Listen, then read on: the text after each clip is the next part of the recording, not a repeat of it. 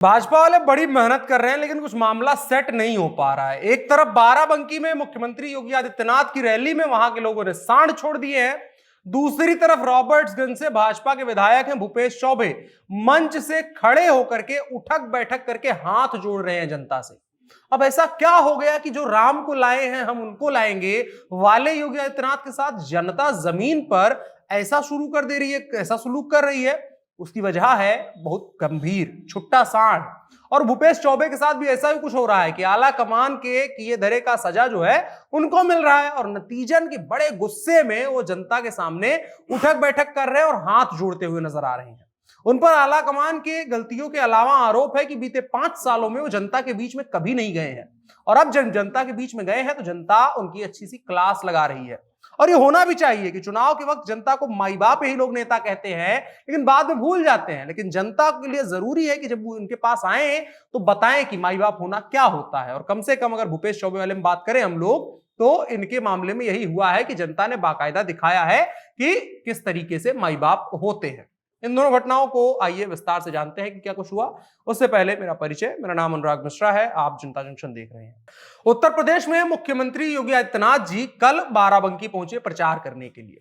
5 बजे यहां पर कुर्सी विधानसभा में रैली थी। कुर्सी विधानसभा है तो यहां किसानों ने उनकी रैली से 500 मीटर की दूरी पर मैदान में सैकड़ों गाय बैल और सांडों को छोड़ दिया। इसके बाद यहां अफरा तफरी मच गई। पुलिस वाले बेचारे साहब को प्रोटेक्ट करना था तो बांस बल्ली लगा करके आवारा जानवरों को रैली में आने से रोका।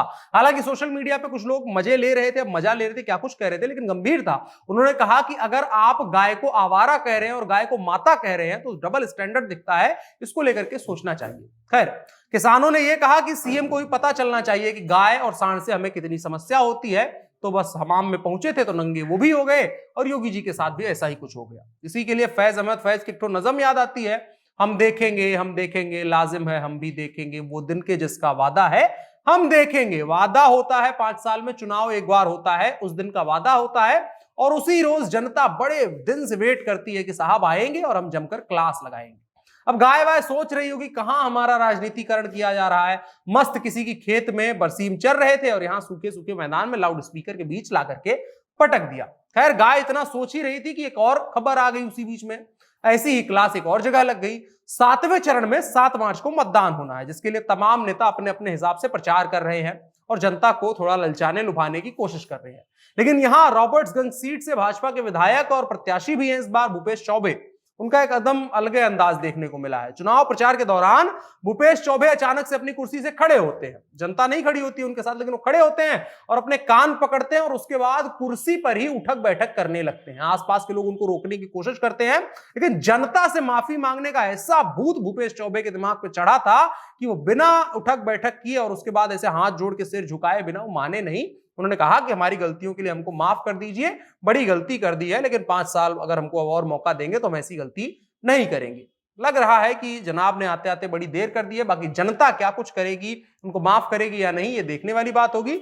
उत्तर प्रदेश की ऐसी ही तमाम खबरों के लिए हमारे साथ जुड़े रहें। फेसबुक पे हमको फॉलो कर लें और साथ ही साथ यूट्यूब पर सब्सक्राइब भी कर लें। मेरा नाम अनुराग मिश्रा है, आप जनता जंक्शन देख रहे थे। कैमरे पर मेरे साथ ओम प्रकाश थे। शुक्रिया।